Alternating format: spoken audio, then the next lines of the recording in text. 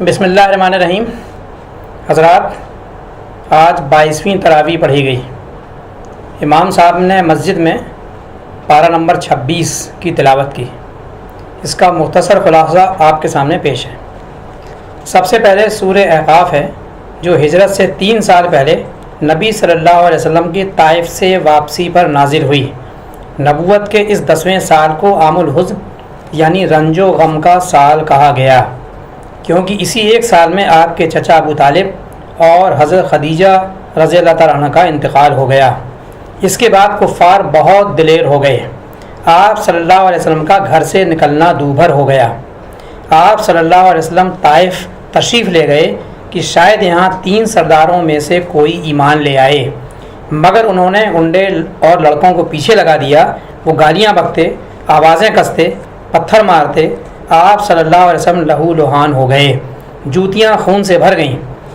ایک باغ کی دیوار سے ٹیک لگا کر اللہ سے فریاد کی کہ اے ارحم الراحمین، تو سارے ہی کمزوروں کا رب ہے اور میرا بھی، تو مجھے کس کے حوالے کر رہا ہے؟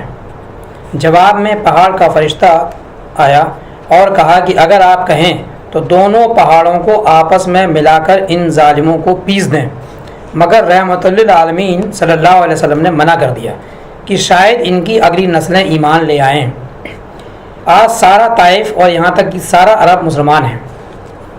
آپ صلی اللہ علیہ وسلم 3 دن نخلا کے مقام پر ٹھہرے۔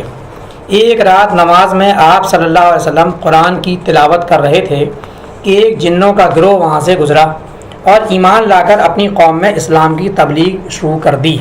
نبی صلی اللہ علیہ وسلم کو تسلی دی گئی کہ اگر انسان اس سے بھاگ رہے ہیں تو جن تو اسلام قبول کر رہے ہیں، یہ کفار اپنا انجام بھگتنے کے لیے تیار رہیں۔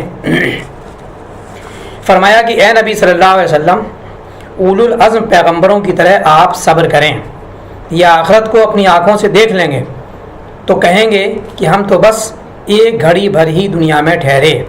یہ نافرمان لوگ اس دن ہلاک ہو جائیں گے۔ پھر سورہ محمد بنا تمہید کے شروع ہوتی ہے کہ جن لوگوں نے کفر کر کے اللہ کے راستے سے روکا، ان کے سارے اعمال ضائع کر دیے گئے، اور جن لوگوں نے ایمان لا کر نیک اعمال کیے، ان کی برائیاں دور کر کے ان کا حال سنوارا جائے گا۔ پھر جنگ کے اصول بتائے کہ منکرین سے جنگ میں ان کی گردنیں اڑا کر چور چور کر کے بچے ہوئوں کو مضبوطی سے باندھو، پھر فدیہ لے کر چھوڑو یا احسان کر کے، یہاں تک کہ جنگ ختم ہو جائے۔ اللہ چاہتا تو خود ہی ان سے نپٹ لیتا، مگر وہ ایک دوسرے کو آزمانا چاہتا ہے۔ اے ایمان والو، اگر تم اللہ کی یعنی اس کے دین کی مدد کرو گے تو وہ تمہارے قدم اچھی طرح جما دے گا۔ پھر سورہ کے خاتمے پر فرمایا کہ اللہ اور رسول کے ہر حکم کی اطاعت کرو، کمزوری کے بدلے عزم و حوصلہ دکھا کر آگے بڑھو، دنیا پرستی کے چکر میں پڑ کر اس کی راہ میں خرچ سے جی نہ چراؤ۔ اللہ تمہارے مال کا محتاج نہیں، وہ بے نیاز ہے۔ یہ تمہارا امتحان ہے، تمہارے فیل ہونے پر اللہ تم سے بہتر لوگ لے آئے گا۔ پھر سورہ فتح پڑھی گئی جو مدنی ہے۔ پچھلی صورت میں عزم و حوصلے سے کام لینے پر سربلندی اور دشمنوں کی ذلت کا وعدہ کیا گیا تھا۔ یہاں اس وعدے کو پورا ہونے کی واقعاتی شہادت پیش کی گئی ہے۔ اس میں شروعات صلح حدیبیہ کے بیان سے ہوئی ہے کہ بظاہر یہ دب کر کی گئی صلح فتح مکہ کی تمہید تھی۔ اس سورے میں فتح و غلبے کی پیشن گوئیوں اور بشارتوں کا بھی حوالہ دیا گیا ہے، جو اس امت کے لیے توریت اور انجیل میں بیان کی گئی ہیں، جس سے اہل ایمان اور منکرین دونوں پر واضح ہو جائے کہ اللہ کی اسکیم ہے جو پوری ہو کر رہے گی، کوئی طاقت اسے روکنے والی نہیں ہے۔ آیت نمبر 18 میں بیان کیا گیا کہ اللہ مومنین یعنی صحابہ سے خوش ہو گیا جنہوں نے درخت کے نیچے حضور صلی اللہ علیہ وسلم سے بیعت کی تھی۔ اللہ نے ان پر سکینت نازل کی اور قریبی فتح اور ڈھیر سارا مال غنیمت حاصل ہونے کی خوشخبری سنائی۔ اللہ زبردست اور حکیم ہے۔ بیعت رضوان میں شامل ان جانثار صحابہ کی یہ پذیرائی اللہ نے قیامت تک کے لیے قرآن میں محفوظ کر دی کہ جو بھی اللہ کی راہ میں جان کی قربانی پیش کرے گا وہ دنیا اور آخرت میں ضرور کامیاب ہوگا۔ سورہ کے آخر میں فرمایا کہ رسول صلی اللہ علیہ وسلم کفار پر سخت اور آپس میں رحم دل ہیں۔ اللہ کی خوشنودی میں یہ رکوع اور سجود میں مشغول رہتے ہیں۔ ان کی یہ مثال توریت میں دی ہے انجیل میں ان کی مثال یوں بیان ہوئی ہے کہ جیسے کھیتی ہو جس نے اپنی سوئی نکالی، پھر اس کو سہارا دیا، پھر وہ سخت ہو گئی اور پھر وہ تنے پر کھڑی ہو گئی۔ اس مثال سے واضح کر دیا گیا کہ غلبہ ہوگا مگر دھیرے دھیرے ہوگا۔ یہ غلبے کا وعدہ ایمان و عمل کے ساتھ قربانی دینے والوں سے ہے۔ اس کے بعد سورہ حجرات شروع ہوتی ہے، جس میں پچھلی صورت میں بیان کردہ ایمانی صفت کہ آپس میں رحم دل کی تفسیر ہے۔ فرمایا کوئی مسلمان اپنی رائے کو نبی صلی اللہ علیہ وسلم پر مقدم نہ رکھے، آپس میں بے حد اخوت اور بھائی چارہ ہونا چاہیے۔ پارٹی اور گروہ بندی، دوسروں کو حقیر و کمتر سمجھنا، برے ناموں سے پکارنا، غیبت کرنا، ان سب سے دلوں میں نفرت پیدا ہوتی ہے۔ کسی کی ٹوہ میں نہ رہو۔ اللہ کے ہاں عزت و احترام کا معیار صرف تقویٰ ہے۔ اسلام قبول کر کے اللہ پر احسان نہ جتاؤ، یہ تو اللہ کا احسان ہے کہ اس نے تمہیں اسلام اور نیکی کی توفیق دی۔ اگر اس کا حق ادا کرو گے تو بھرپور صلاح پاؤ گے۔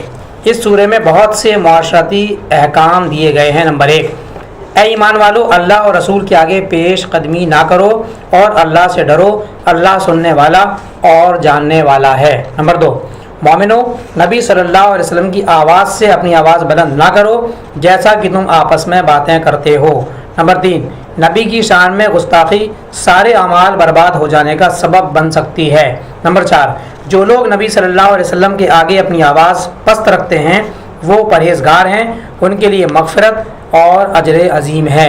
نمبر 5، نبی صلی اللہ علیہ وسلم کو گھر کے پچھواڑے سے نہیں داخلی دروازوں سے پکارو، ایسی نادانی سے آپس میں بھی بچو۔ نمبر 6، پکارنے کے بعد تھوڑا انتظار کرنا چاہیے۔ نمبر 7، مومنوں، جب کوئی فاسق کوئی خبر لے کر آئے تو اس کی تحقیق کر لیا کرو، کہیں ایسا نہ ہو کہ تم نادانستہ کسی گروہ کو نقصان پہنچا بیٹھو پھر تمہیں پچھتاوا ہو۔ نمبر 8، مسلمانوں کے بیچ نبی صلی اللہ علیہ وسلم کی ذات موجود ہے، ہر معاملے میں اپنی بات نبی صلی اللہ علیہ وسلم سے نہیں منوانی چاہیے اور نہ ہی اپنی بات پر اصرار کرنا چاہیے۔ نمبر 9، مسلمانوں کے دو گروہوں میں جھگڑا ہونے پر ان کے درمیان عدل کے ساتھ غیر جانبدارانہ طور پر صلح صفائی کروا دینی چاہیے۔ نمبر 10، مسلمان ایک دوسرے کا مذاق نہ اڑائیں، ہو سکتا ہے وہ ان سے بہتر ہوں۔ نمبر 11، عورتیں بھی عورتوں کا مذاق نہ اڑائیں، ہو سکتا ہے وہ ان سے بہتر ہوں۔ نمبر 12، تانے نہ دو۔ نمبر 13، نام نہ بگاڑو، برے لقب سے نہ پکارو۔ نمبر 14، زیادہ گمان نہ کرو، بعض گمان گناہ ہوتے ہیں۔ نمبر 15، ایک دوسرے کی ٹوہ میں نہ رہو ورنہ اعتماد ختم ہو جائے گا۔ نمبر 16، غیبت یعنی پیٹھ پیچھے برائی نہ کرو، یہ مرے بھائی کے گوشت کھانے کے برابر ہے۔ نمبر 17، تم سب ایک ماں باپ کی اولاد ہو، برادریاں صرف پہچان کے لیے ہیں، اللہ کے نزدیک بڑا وہ ہے جو اللہ سے زیادہ ڈرتا ہے۔ نمبر 18، ایمان لانے کے بعد ایمان کا احسان نہ جتاؤ، اس کا فائدہ ایمان کے ساتھ عمل کرنے والے کو ہی ہوگا، اسے پورا اجر ملے گا۔ اللہ زمین و آسمان کی ہر پوشیدہ چیز کا علم رکھتا ہے، جو تم کرتے ہو سب اس کی نگاہ میں ہے۔ پھر سورہ قاف اور سورہ ذاریات کے 2 رکوع پڑھے گئے۔ سب سے پہلے قیامت کا ذکر ہے۔ قریش کے لوگوں کو یہ بات بہت ناگوار گزری کہ انہیں دوبارہ زندہ کیا جائے گا اور حساب کتاب ہوگا۔ آج کے لیڈروں کو بھی یہ آخرت کی بات بہت خراب لگتی ہے۔ فرمایا قیامت بہت قریب ہے، مرتے ہی تمہیں پتہ چل جائے گا۔ مٹی میں مل چکے جسم کے سڑے گلے اجزاء کو اللہ پھر یکجا کر کے تمہیں کھڑا کر دے گا۔ اللہ کے رجسٹر میں سارے اقوال و اعمال کا ریکارڈ موجود ہے۔ قوم کی ہلاکت میں لیڈر تباہ اور عوام تتر بتر کر دیے جاتے ہیں۔ اللہ کے لیے یوم الجزا کا لانا بہت آسان ہے، لوگ اسے مشکل سمجھ رہے ہیں۔ اس طرح یہ آج 22ویں تراویح جو پڑھی گئی تھی اس کا خلاصہ ہمارے سامنے آیا ہے۔ اس میں پارہ نمبر 26 پڑھا گیا تھا۔ وآخر دعوانا الحمدللہ رب العالمین۔